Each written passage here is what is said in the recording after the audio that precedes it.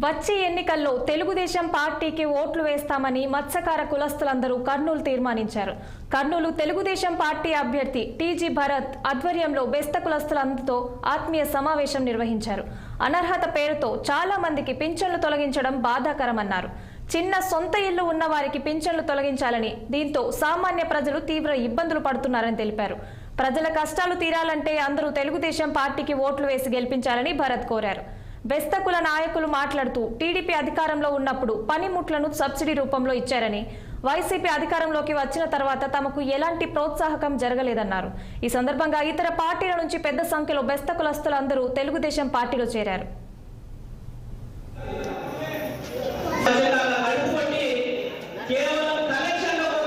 మీరు తీసుకున్న విధానము ఎగ్జిక్యూషన్ ఒక 100 మంది 200 మందికి చెప్పడము, మీ బేస్త కులం అందరినీ కూడా గంగపుత్రాలు అందరినీ కూడా వాళ్ళకి రెస్పాన్సిబిలిటీ ఇచ్చి ఓట్ వేయించే విషయంలో వాళ్ళని పుష్ చేయడం, ఆ రోజు మీరు 13న పోయినారా లేదా చూసుకునే రెస్పాన్సిబిలిటీ తీసుకుంటే అది సక్సెస్ఫుల్ అవుతుంది. లేకపోతే మనము షో ఆఫ్ కింద అయిపోతుంది. ఇది వాస్తవం. మనం ఏమవుతుందంటే ఆ పర్ఫెక్ట్ ప్లానింగ్ చేసుకున్నామంటే మీ వాళ్ళు మొత్తం మనకి ఓట్లు పడేదానికి అవకాశం ఉంటుంది. సో ప్లాన్ చేసుకోండి. అంటే కుల పెద్దలు అందరికీ నా సైడ్ నేను రిక్వెస్ట్ చేసేది, 100 మంది తీసుకుంటారా, ఒక్కొక్కరు రెస్పాన్సిబిలిటీ 200 మందిని తీసుకుంటారా, దాదాపుగా కుల పెద్దలు 20-25 మంది 30 మంది ఉన్నారు. Please take the list. అట్లా అలొకేట్ చేసుకోండి, ఫాలో అప్ చేయండి. ఆ రోజు ఓట్ వేయించేదానికి పుష్ చేసుకోండి, నంబర్లు కాంటాక్ట్ చేసుకోండి. చేస్తే పర్ఫెక్ట్ గా జరుగుతుంది. లేకపోతే డైల్యూట్ అయ్యే ఛాన్సెస్ ఎక్కువ ఉంటాయి. మనం మిస్ అయిపోతాము. మనము ఇప్పటికే చాలా కోల్పోయినామమ్మా. లాస్ట్ 5 ఏళ్లలో ఈ మధ్యంగా తయారైంది. ఈ మధ్య నేను చెప్తున్నా, చేసిందేమో కోడిగుడ్డంత, చెప్పుకునేదేమో కొండారెడ్డి గుడిసంత. వాస్తవం తల్లి ఏం చేశారు తల్లి, వాళ్ళు ఏమి చేయలేదు. అంత షోకుంటారు, అంత షోకుంటారు.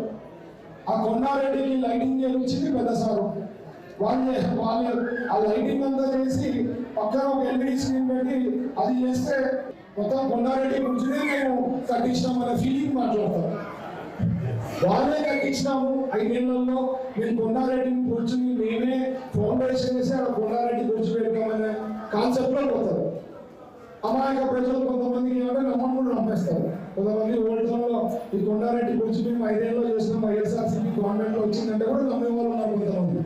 అట్లా వాళ్ళని మార్చాలంటే ఇది మార్చి మనం వాడుకుంటే మేము పని చేస్తే వాళ్ళమ్మా. మేము డబ్బు సంపాదించుకునే పేరు కోసం వచ్చిన రాజకీయాల్లో అది గుర్తించండి ఫస్ట్.